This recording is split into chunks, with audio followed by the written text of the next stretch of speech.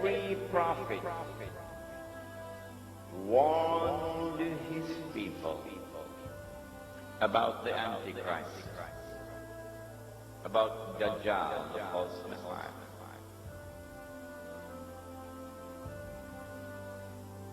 The age is upon us. Deception has spread. Corruption reigns. Wars increase. Injustice, famine, death. Is all hope lost? Have we come to the point of no return?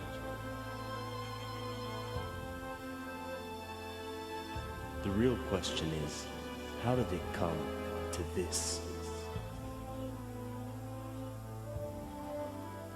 Has the world gone blind? Is it all coincidence? Or has it all been planned for centuries? Everything up until this moment. Pieces of the puzzle coming together for what? Or more importantly, for who?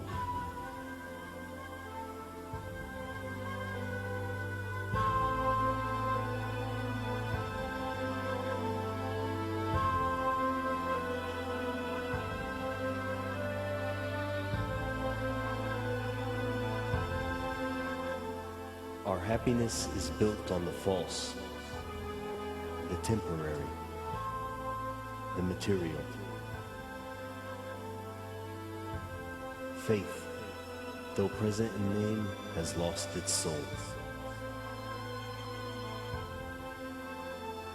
Instead, it has been replaced by hate, envy, and greed.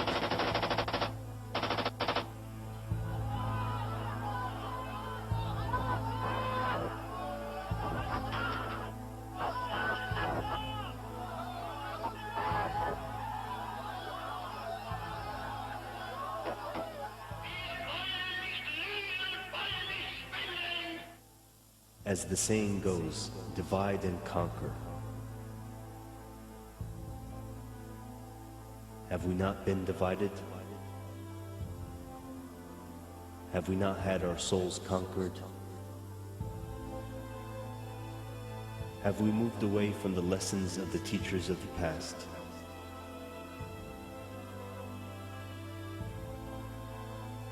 And adopted the lessons of the teachers of the present?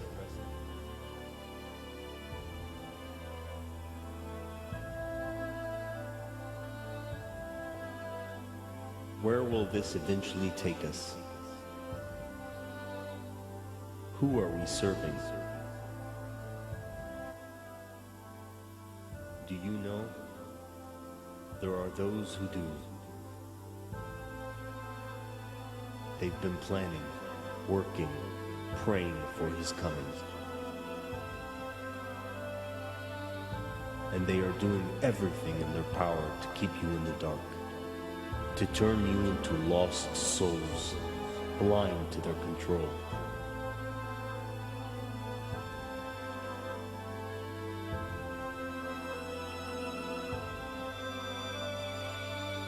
All the while, you are kept too busy to see that they have built the new world order, ready for his arrival.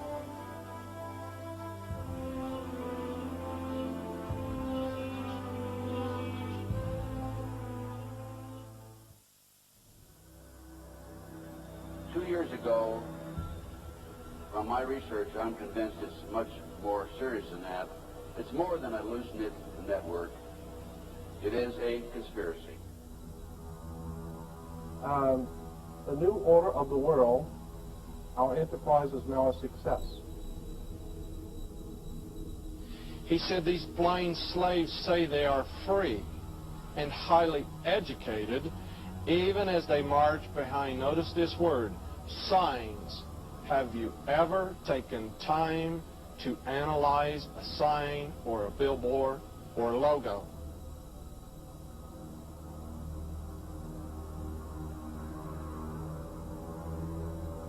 We'll start up here. In 1784, an act of God placed the Bavarian government in possession of evidence which proved the existence of the continuing Luciferian conspiracy. The plan required the destruction of all existing governments and religions.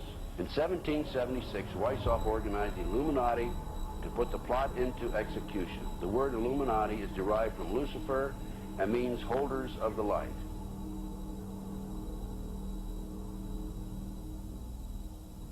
Weishaupt's revised plan required his Illuminati to do the following things to help them accomplish their purpose. 1.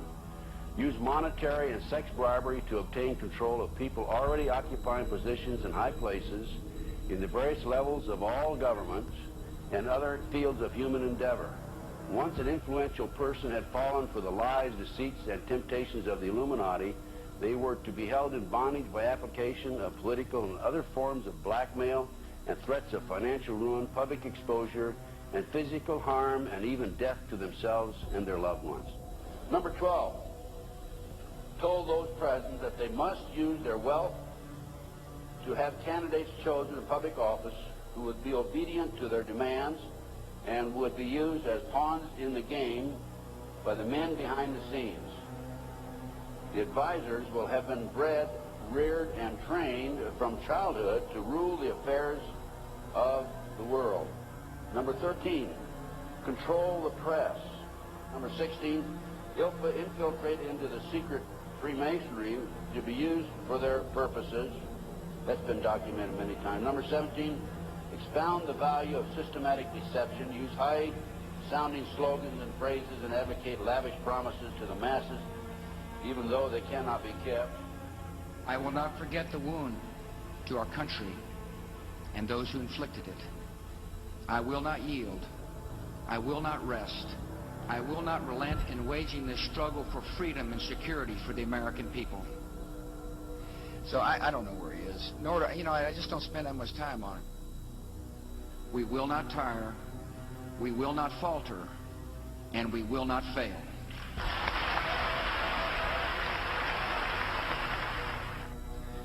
Terror is bigger than one person. And I remember he was telling me how you're going to see soldiers looking in caves for people in Afghanistan and Pakistan and all these places, and there's going to be this war on terror, of which there's no real enemy. Who knows if he's hiding in some cave or not? We hadn't heard from him in a long time. Now, he's been tested unlike any other president. This is 9/11. We have in this past year made great progress in ending the long era of conflict and Cold War. We have before us the opportunity to forge for ourselves and for future generations a new world order.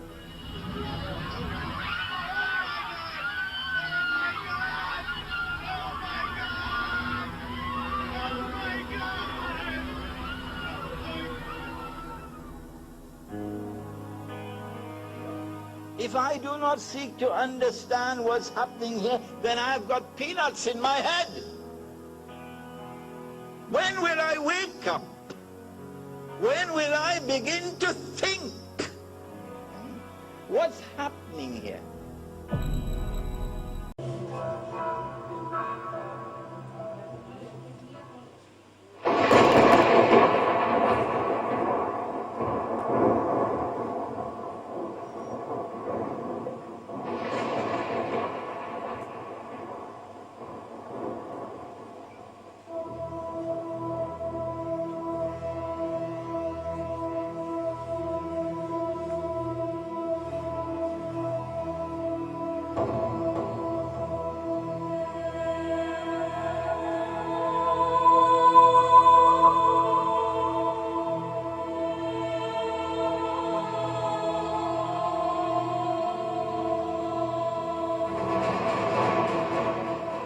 When it comes to the context of the Quran, perhaps there has been no treacherous figure mentioned more so than Pharaoh.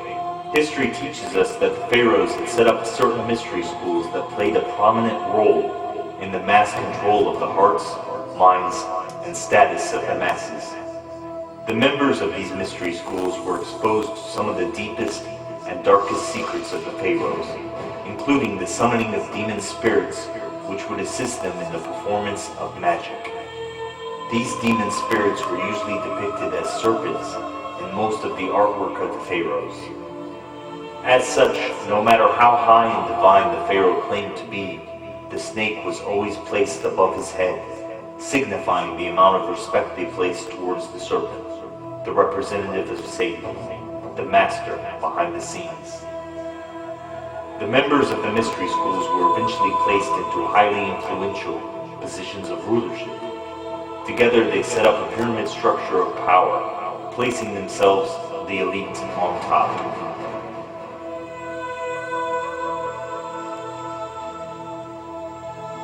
By setting up this system, they would thus become in complete control of the religious, monetary, judicial, agricultural, and medicinal aspects of the society.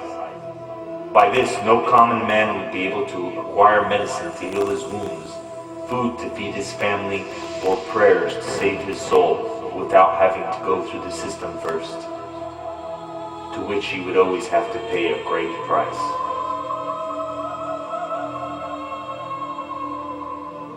As such, the masses become completely dependent on this pyramid. Knowing that this system would not last long before a mass revolt of the people, the elite put into play the use of magic through different forms in order to keep their people under mind control, thus allowing their system to continue to flourish. Through the summoning of demon spirits, they were able to perform visually entrancing magic to further support their claim of divinity. In addition to that, they have idolized themselves through towering statues placed in almost every corner of their cities, a repetitive image meant to establish in the subconscious of the people an idea of inferiority.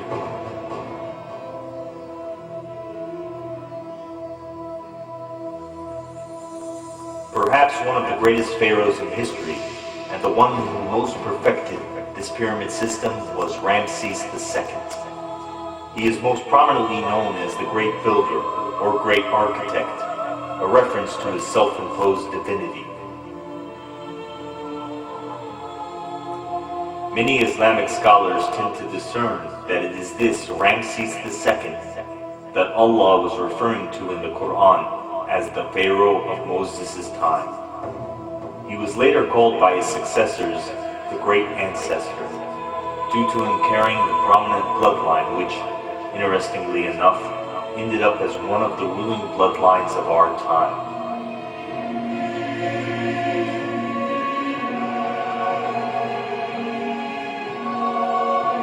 A big sign from Allah, as tall as a mountain, has appeared in the world.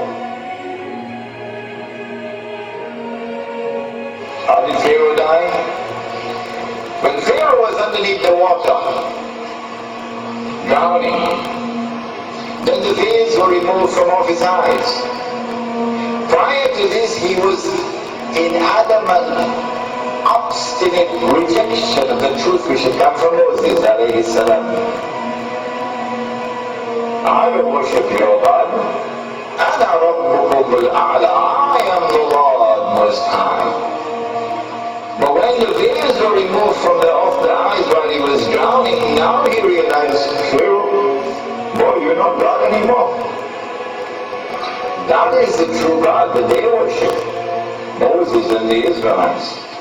And so he declared his faith in the God of Moses and the Israelites as he was drowning. And Allah then said to him, now Pharaoh, al-an, وَقَدْ عَصَيْتَ قَبْلَ, and before this you were in arrogant, obstinate rebellion and rejected. وَكُنْتَ مِنَ الْغَافِلِينَ, and you were in negligence of the truth. فَالْيَوْمَ نُنَجِّيكَ بِبَدَنِكَ, this day we have decided to preserve your physical body, لِتَكُونَ لِمَنْ خَلْفَكَ آيَةً, so that your physical body, when it is rediscovered, when it resurfaces in history, your physical body would be a sign from the Lord.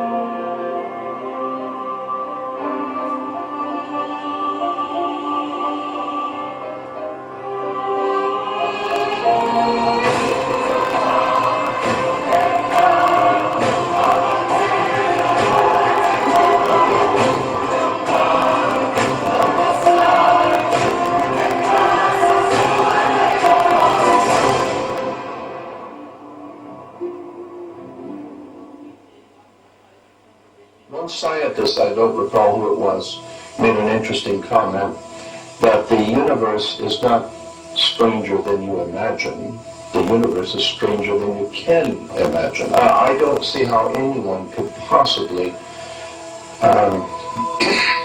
say that they are well informed about the modern day world and not realize the importance that this country has played in the development of Europe and the rest of the world.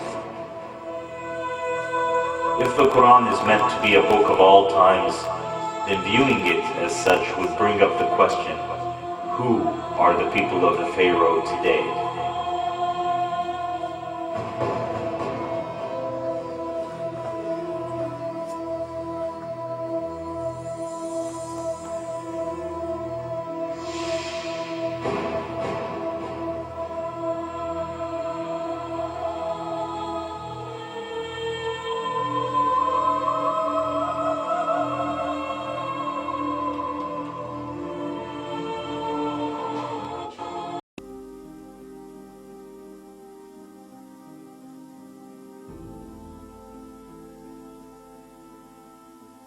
As a Muslim, one understands that the Quran was not a mere book meant to encompass one time and place, but a book for all time and for all humanity.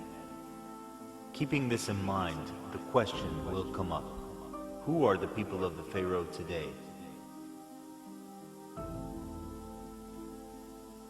The Freemasons are the connective tissue that have carried ancient knowledge all the way through the centuries up into the modern secret society. The structure by which the world is controlled by a few people, literally a handful at the very top, is like Russian dolls, one doll inside another, inside another, inside another. I call this web in which they all fit the Illuminati, the illuminated ones, illuminated into knowledge that the rest of us don't get.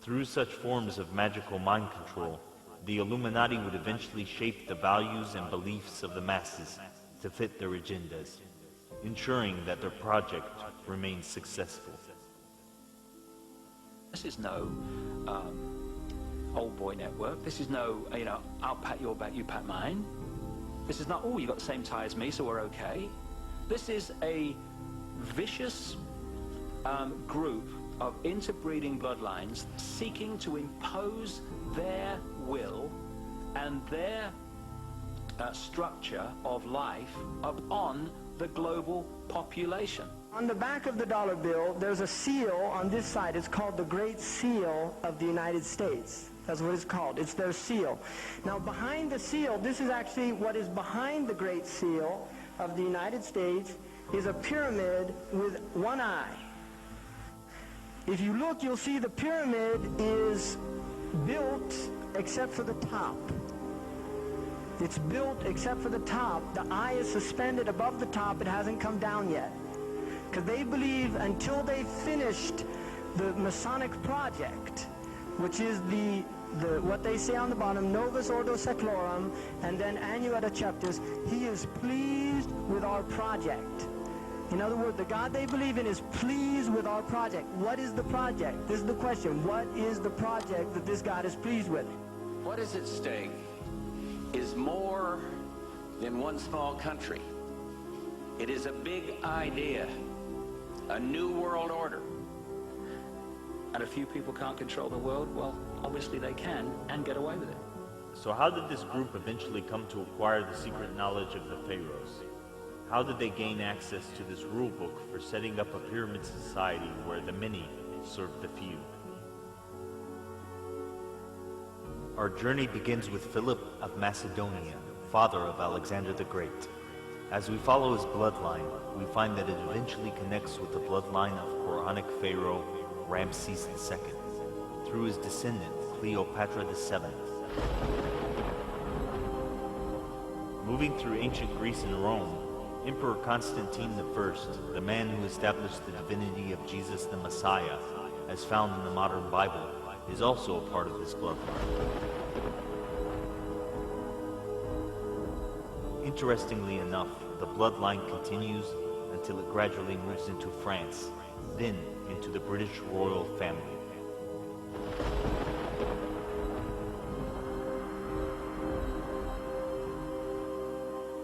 Eventually, one of the descendants of the British royal family moves to America.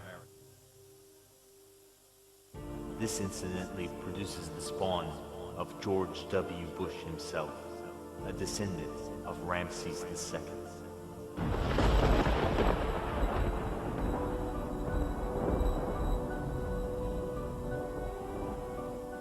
Perhaps the title of the great ancestor as given to Ramses II makes a little bit more sense now.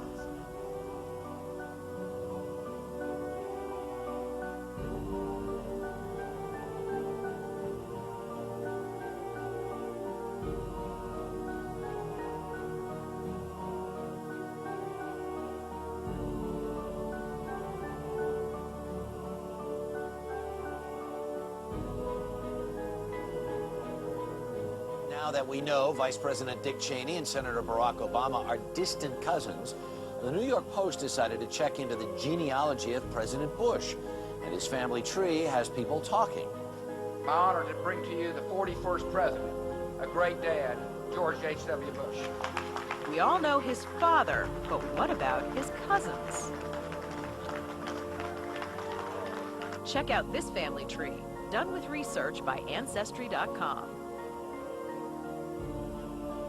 Vice President Dick Cheney is actually a blood relation. He's President Bush's 9th cousin once removed.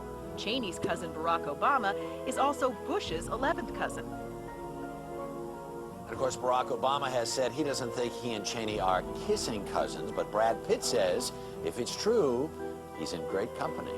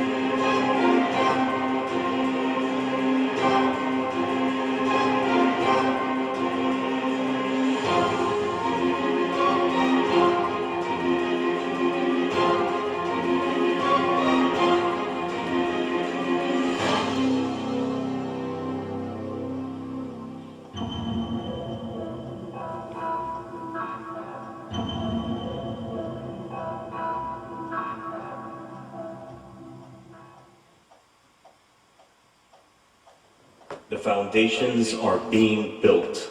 His servants have begun to restructure this world. They are bringing in a new age, a new system, a new order of the world.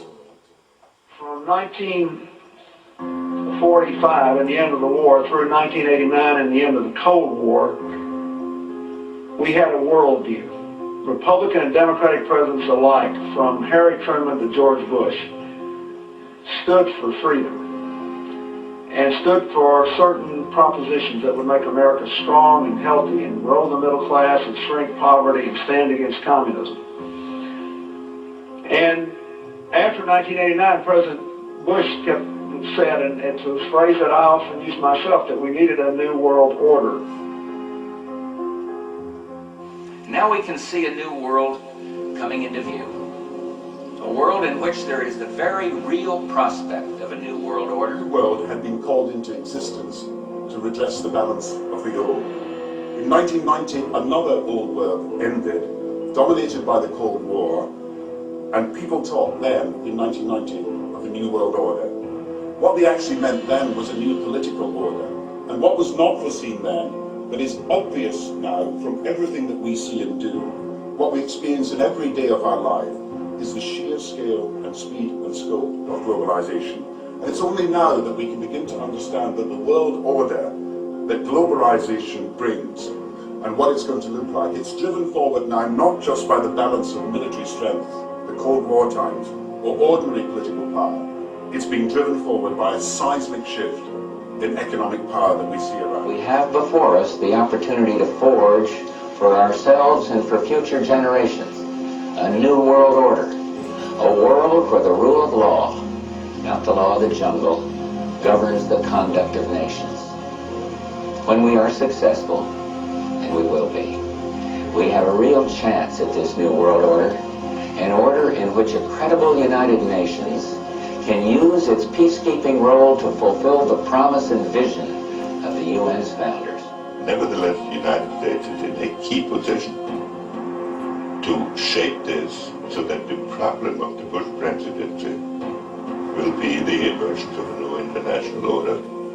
Within the next 4 years, we will see the emergence of a new international order. The beginning of a new international order, and the hope that each of us has to build a new world order in which nations and peoples with different systems and different values can live together in peace. To build a new world order. To build a new world order. To build a new world order.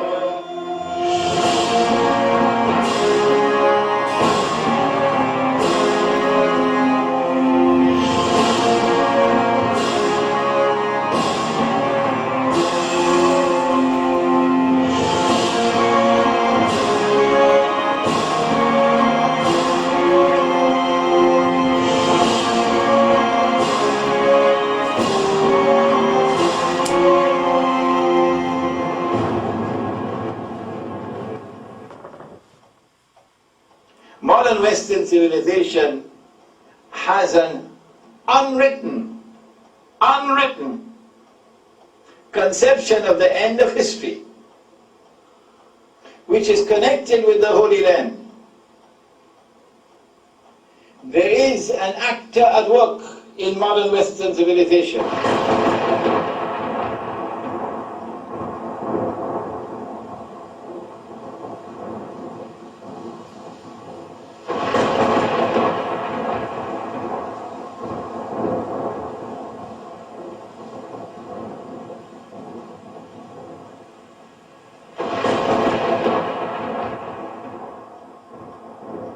And I stood upon the sand of the sea, and saw a beast rise above the sea, having 7 heads and 10 horns, and upon his horns 10 crowns, and upon his heads the name of blasphemy. And the beast which I saw was like unto a leopard, and his feet were as the feet of a bear, and his mouth as the mouth of a lion. And the dragon gave him his power and great authority. And he causeth all, both small and great, rich and poor, free and bond, to receive a mark in the right hand or in the foreheads, and that no man might buy or sell, save he had that mark, or the name of the beast, or the number of his name. Here is wisdom. Let him that hath understanding count the number of the beast, for it is the number of a man, and his number is 666.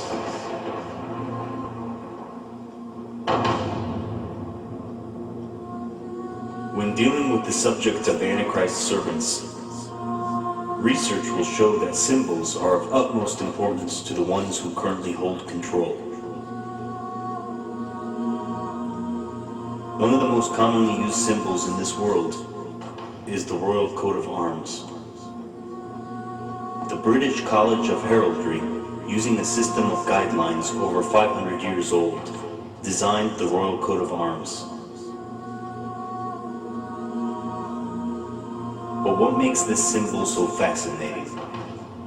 Firstly, the Royal Coat of Arms reveals Britain's Hebrew origin. When compared to the Bible, the harp symbolizes Hebrew King David. The biblical roaring lion and the unicorn holding up the shield symbolizes the nation of Israel. However, these are just minor details in a sinister plan. The Royal Coat of Arms as a whole contains all of the symbols referenced in the Book of Revelations, describing the Antichrist Dajjal himself. Do you notice the 10 lions with their 10 crowns in the shield? The feet of a bear, the body of a leopard, and the mouth of a lion. The dragon that gave him power and authority. Has the symbol of the Antichrist become so widespread that it is found in virtually every home on the planet?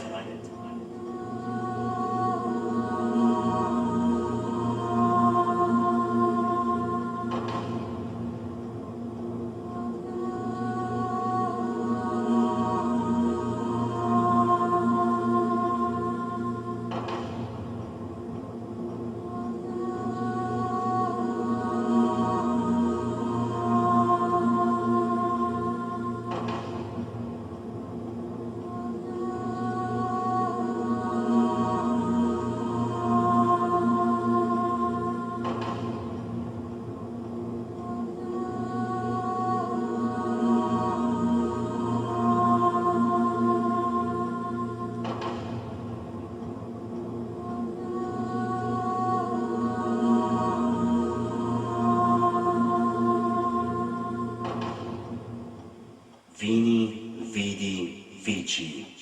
I came, I saw, I conquered. What do we make of this?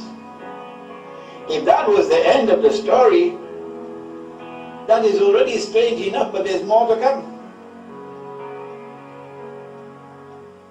We're talking about a clique, an elite group, whose religion is not the Old Testament, the Illuminati Jews, okay, the rich Zionist billionaires who have grouped themselves together in various organizations and control, as you will see, they control the United States of America, they control Russia, the world's supposed second greatest power, and they control even the Middle East through having the nation of Israel there in its midst, with over 400 nuclear weapons and chemical and biological weapons. And they control the whole world through the power of the United Nations.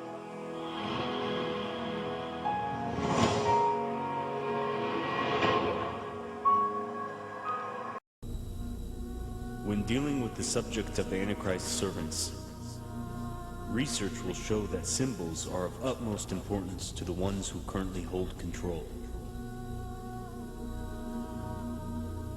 One of the most commonly used symbols in this world is the Royal Coat of Arms. The British College of Heraldry, using a system of guidelines over 500 years old, designed the Royal Coat of Arms. But what makes this symbol so fascinating? Firstly, the Royal Coat of Arms reveals Britain's Hebrew origin. When compared to the Bible, the harp symbolizes Hebrew King David. The biblical roaring lion and the unicorn holding up the shield symbolizes the nation of Israel. However, these are just minor details in a sinister plan. The royal coat of arms as a whole contains all of the symbols referenced in the book of Revelations, describing the Antichrist Dajjal himself. Do you notice the 10 lions with their 10 crowns in the shield? The feet of a bear, the body of a leopard, and the mouth of a lion. The dragon that gave him power and authority. Has the symbol of the Antichrist become so widespread that it is found in virtually every home on the planet?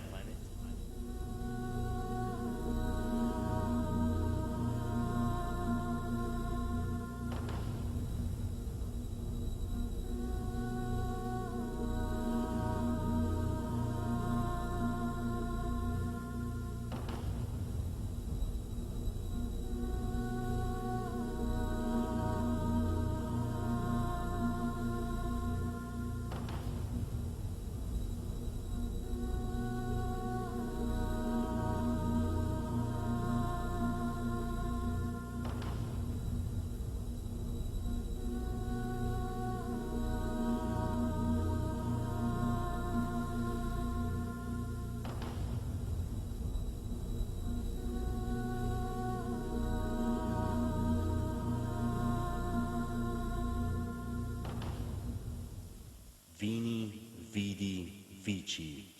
I came, I saw, I conquered. What do we make of this? If that was the end of the story, that is already strange enough, but there's more to come.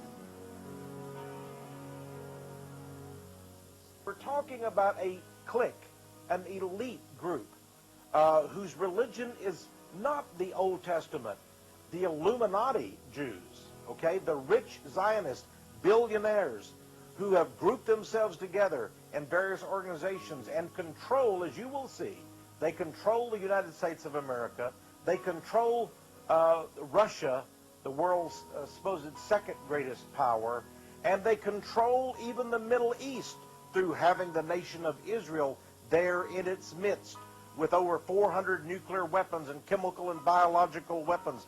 And they control the whole world through the...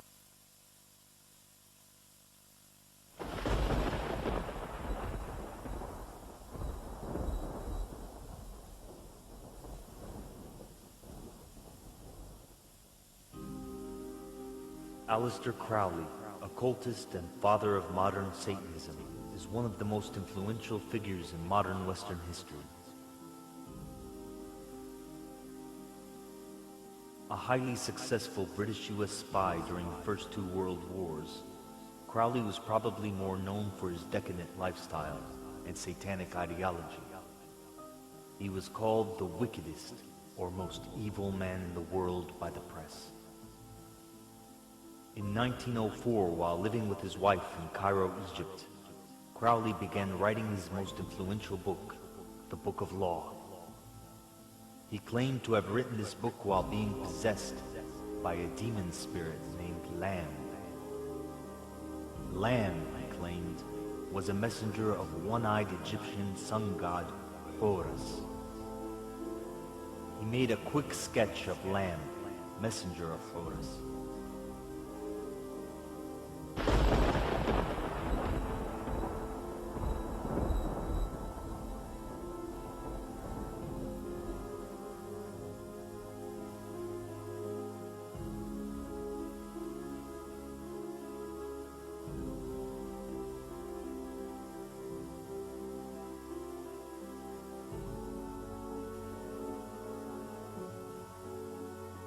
While under the guise of being a spy, Crowley once had a meeting with Adolf Hitler himself.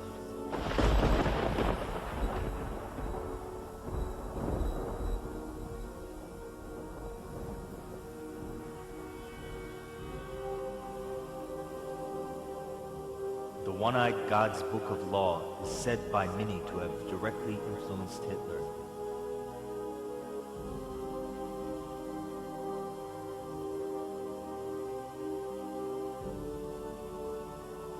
The following was the Book of Law's most central quote.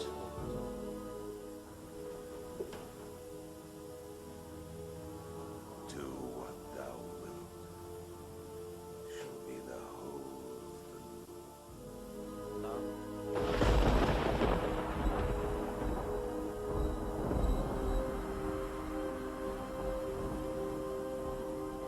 In basic terms, the Book of Law mainly asks of its readers to forget God and to believe that there are no consequences to one's actions.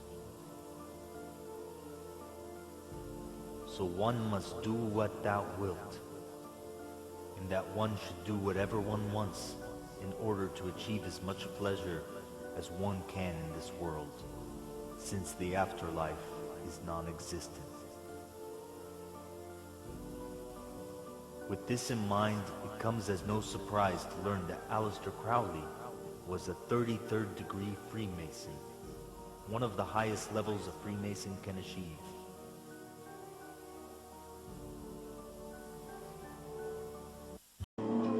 Aside from being the father of modern-day Satanism, Aleister Crowley was also the father of something else. In September of 1924, Aleister Crowley was in France, allegedly having an affair with Miss Pauline Pierce. She later left and went back home to America where, 9 months later, she gave birth to her daughter, Barbara. Barbara, Crowley's daughter from lover Pauline Pierce, would later marry a man named George and change her last name to Bush. Together, they gave birth to George W. Bush.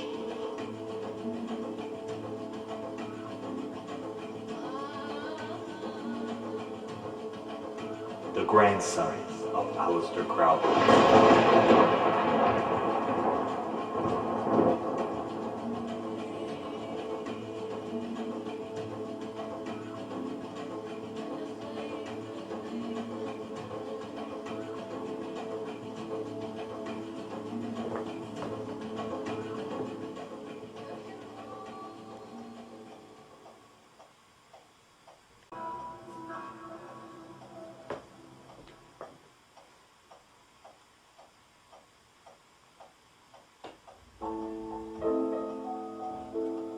Being George W. Bush's grandfather from his mother's side, it seems that Aleister Crowley wasn't the only grandfather with dark ties.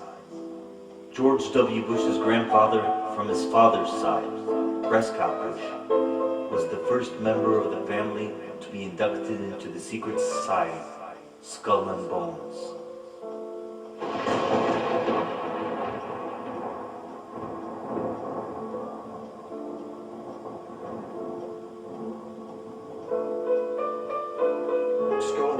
Is a springboard for a young man to be brought in, trained, conditioned, imbued with these doctrines, and then placed into positions of power to carry out the agenda of the older secret societies.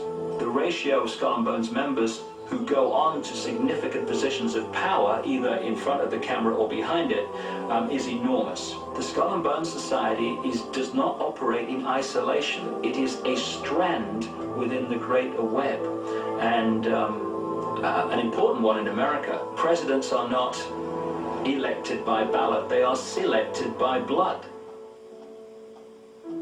A secret society with deep ties with the Freemasons and the Church of Satan. This position was inherited by his son, George H.W. Bush.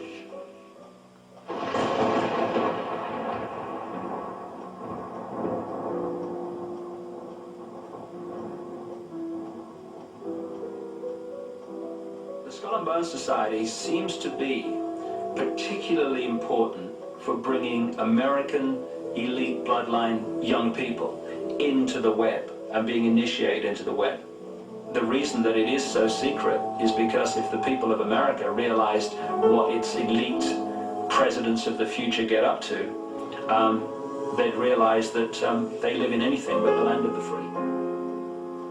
George H.W. Bush's nickname when he was in Skull and Bones was Magog, the title belonging to one of the great destructors of the end times.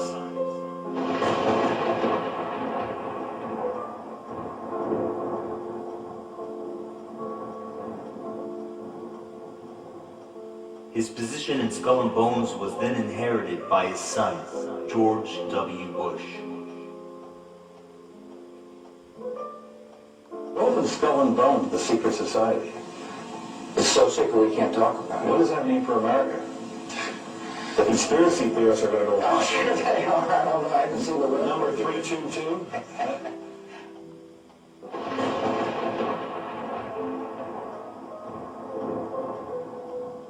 You both were members of Skull and Bones, a secret society in Yale. What does that tell us? Not much, because it's a secret.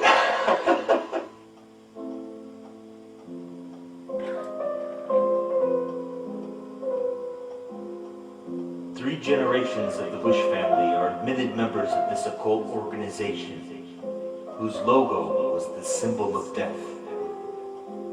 Perhaps now we can see why the Skull and Bones logo has become so widespread today.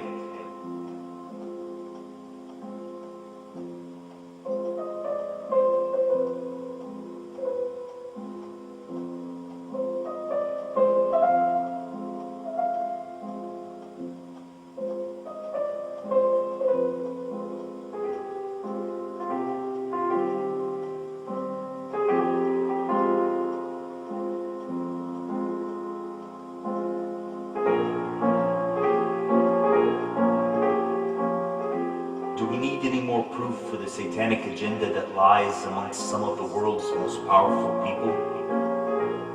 The rabbit hole is ever so deep.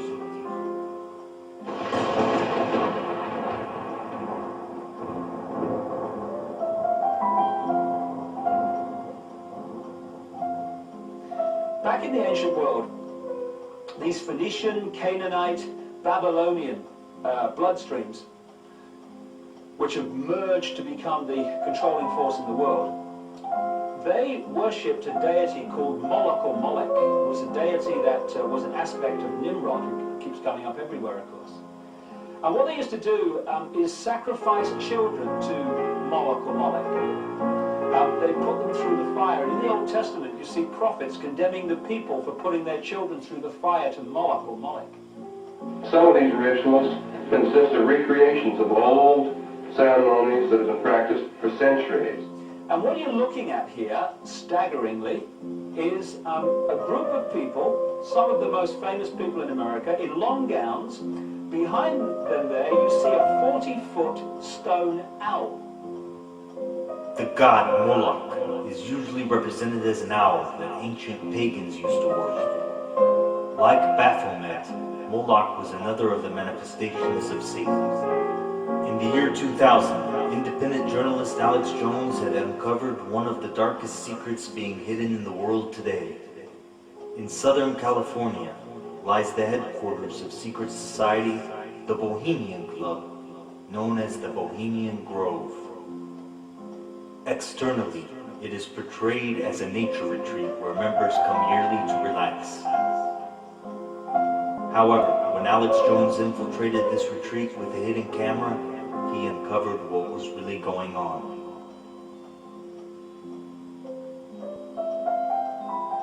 It is important to note that most United States presidents, as well as banking CEOs and other influential figures worldwide, attend this retreat every year.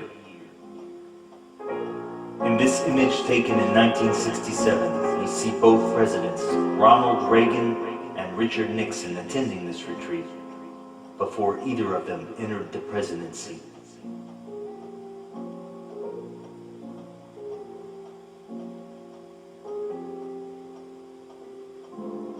But what is it that attracts members to this retreat every year? One ritual that members admit to attending is called the cremation of care, a ritual that is meant to symbolize the removal of care from the minds of the members, a way to relax from the responsibilities of the world, if just for one night. But what goes on in this ritual? What is the method that these people use to relax?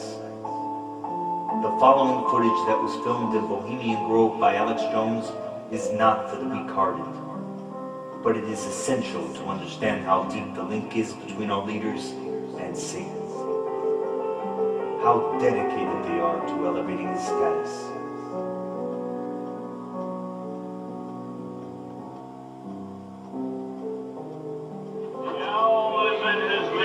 temple. And all within the grove may reverence before him. Bring fire!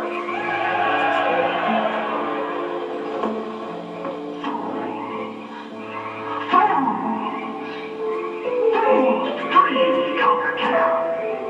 Shall we burn thee once again this night? And flames that meet thy temptation. Burn me once again!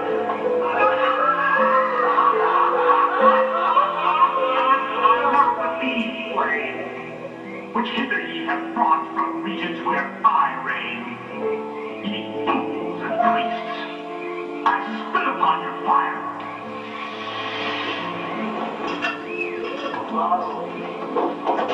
Prince of all mortal wisdom, Owl of Bohemia, we beseech thee, grant us thy counsel.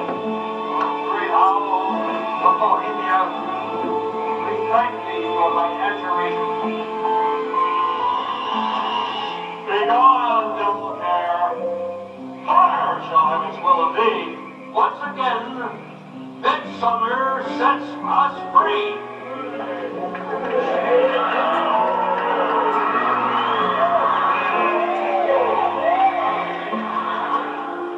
Once again, midsummer sets us free.